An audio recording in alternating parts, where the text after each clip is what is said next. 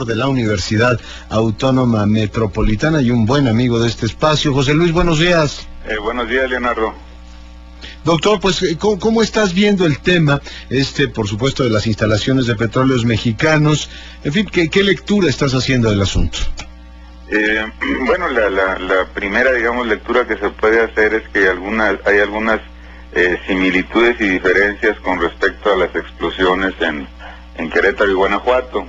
La primera similitud es que si efectivamente fue el EPR, se sigue buscando realizar actos de sabotaje, digamos, blancos, es decir, que no provoquen heridos o muertos entre la población civil.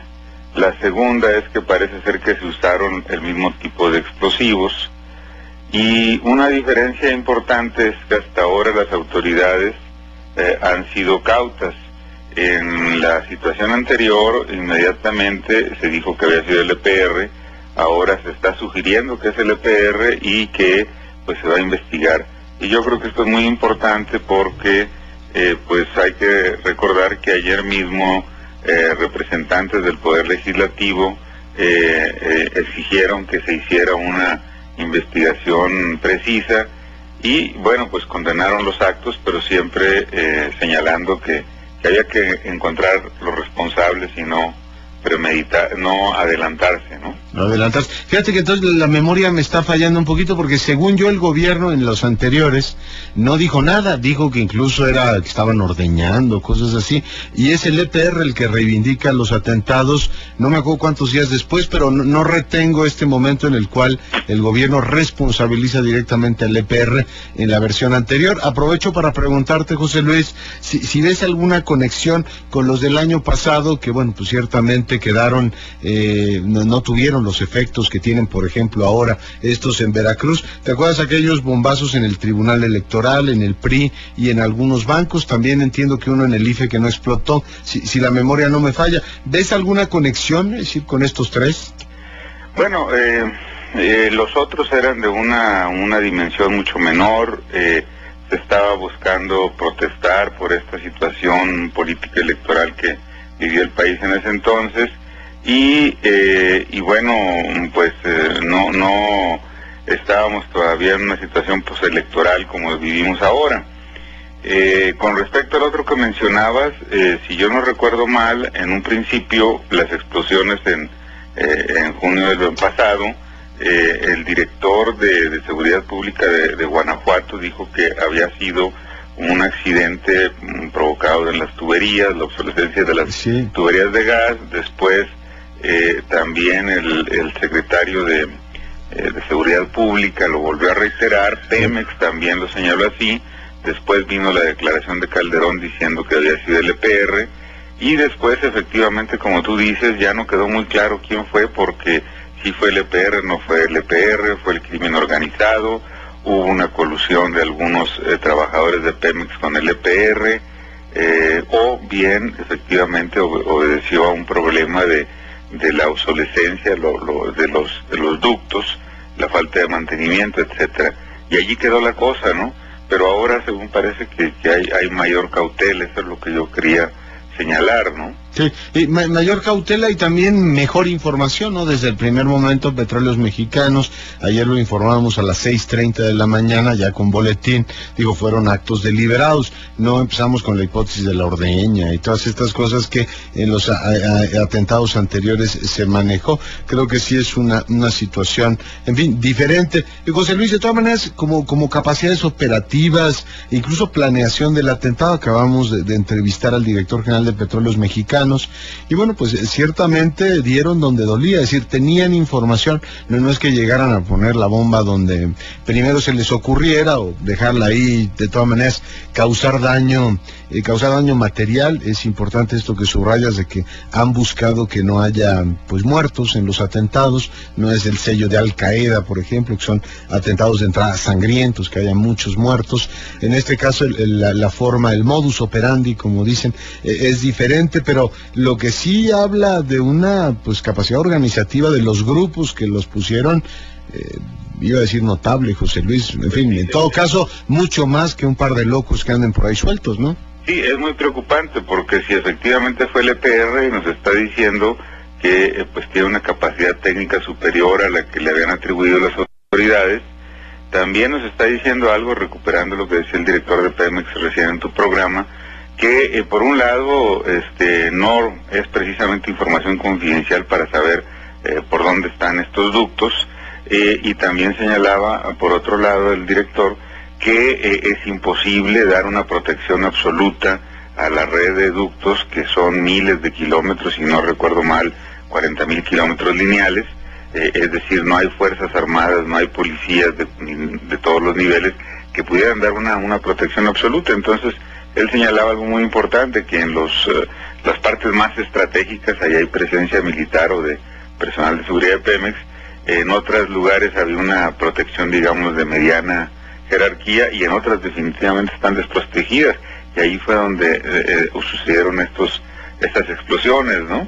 Sí. Entonces quiero señalar con ello que Pemex pues no puede tener una protección absoluta, como tampoco la pueden tener las instalaciones de la CFE, que son instalaciones estratégicas, o el sistema de agua potable, etcétera. Entonces estamos en una situación en donde lo más importante sería hacer una investigación y partir de que si inteligencia civil o militar falló, pues falló porque no hubo una capacidad de prever qué podía suceder, pero no ningún sistema de seguridad puede ofrecer una cobertura absoluta, y el caso más concreto lo tenemos aquí al lado con nosotros, con Estados Unidos, ¿no? Claro, sí, entiendo perfectamente ese razonamiento, pero sí queda, y te lo pregunto a ti que eres experto en este tema, una sombra de dudas sobre las capacidades anticipatorias del Estado mexicano. Bueno, en este caso ya no es solo de que se den los atentados en Veracruz, hay un precedente con reivindicación de por medio por parte del EPR, y uno supondría, a ver si te lo planteo bien, José Luis, que se estaría dando una especie de paradoja en el gobierno federal, una paradoja similar a la que tuvo en su momento Carlos Salinas de Gortari. Déjame expresarlo en 30 segundos. Salinas de Gortari, cuando viene el 94, se queja abiertamente, después de la rebelión zapatista, de que los órganos de inteligencia no le advirtieron o no ponderaron adecuadamente el riesgo. Y bueno, pues él dice que eso lo tomó por sorpresa. Ahí están sus memorias, en donde dice que lo despertó a las 3 de la mañana el secretario de Defensa y todo lo demás. Hay una crisis, porque ser un Estado con todas las capacidades, incluso ilegales, para estar informado de todo lo que quería estar informado. La paradoja de Salinas es que andaba persiguiendo opositores, periodistas, utilizar las capacidades del servicio de inteligencia, déjame decirlo de manera llana, José Luis, con propósitos político-partidistas, en vez de estar haciendo lo que tenían que hacer, que era ponderar los riesgos al país. Te pregunto, utilizando este elemento como hipótesis, si estaríamos viviendo una situación, una especie de paradoja similar a la que vivió Salinas en estos tiempos, en la que el órgano de inteligencia podría estar todavía dominado por tentaciones político-partidistas, y también la hiperatención que se le ha dado al tema del narcotráfico, descuidando por consiguiente un asunto que, independientemente de la complejidad que tenga la realidad, pues el Estado tiene que estar tutelando, como son estos grupos armados. Dicho de otra manera, están cuidando una cosa y de pronto cabría esta interpretación, están cuidando un par de asuntos, lo político electoral, que se ve que les preocupa mucho, y el tema del narco, y están descuidando el tema de los grupos armados, es decir, ¿les crecieron los enanos, José Luis? Puede ser que sí, es decir, que subestimaron la capacidad de organización de los grupos armados, subestimaron también el que frente a los resultados electorales, en donde una parte de la población duda de ellos, que estos resultados provocaran que hubiera una unificación de los diferentes comandos guerrilleros, que hubiera sectores de la población que consideraran canceladas las vías institucionales electorales y que adoptaran acciones violentas, no necesariamente armadas o bien armadas. Entonces allí hay una capacidad de prever situaciones reducida. Ahora hay que agregar que no sé hasta dónde los organismos de inteligencia actúan como organismos de inteligencia del Estado, al margen del gobierno que esté en turno, o como organismos estrictamente de gobierno, y lo peor, partidistas. ¿Por qué? Porque leía por ahí en una revista que solicitó al CISEN información de cómo elaborar la agenda de riesgos en México y cuál era el esquema metodológico, y señalaban ahí varios objetivos rectores del CISEN según esta información que obtuvo este reportero, y decían que los objetivos rectores era obviamente cautelar los grupos armados, es decir, darle seguimiento, el problema de la migración, y decía por allí impulsar las reformas estructurales.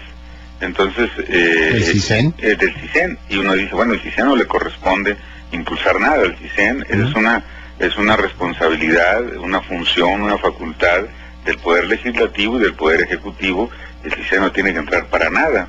Entonces uno dice, ¿qué está haciendo el CISEN en esa área? La verdad no veo que la seguridad nacional digo, eso es política normal, ¿no? Exactamente, y me llamó mucho la atención que este reportaje, que apareció en una revista llamada Contralínea, señalara que esa información que le proporcionó el CISEN a este reportero, y uno dice, bueno, aquí el CISEN está usurpando facultades, porque esas son facultades del Poder Legislativo y el Ejecutivo, y esa es política pura, como tú dices, es negociación, etcétera, etcétera, y no tiene nada que ver. Entonces uno dice, bueno, está actuando como una institución de gobierno y no de Estado, ¿no? Pero desencaminada, ¿no? Porque las instituciones de gobierno cumplen propósitos, todas ellas específicos. Es como si la Secretaría de Educación anduviera resolviendo los problemas de productividad en el campo, ¿no? Digo, cada quien tiene su especificidad, y no veo cómo la seguridad de la nación esté en juego, precisamente con el tema de las reformas. Digo, es un asunto de política pura y simple.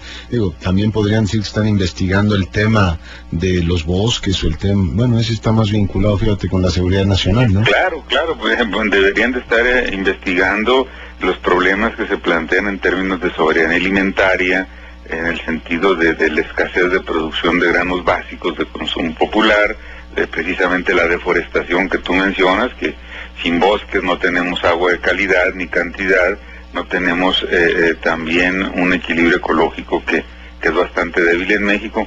Hay otros aspectos que ponen en entredicho la seguridad nacional, pero no las reformas estructurales, porque eso es una negociación que existe entre estos dos poderes de la Unión, y en donde los partidos políticos cada uno trata de impulsar sus reformas estructurales de acuerdo a su plataforma, a su forma de ver que va a beneficiar más a la población, etcétera, etcétera, ¿no?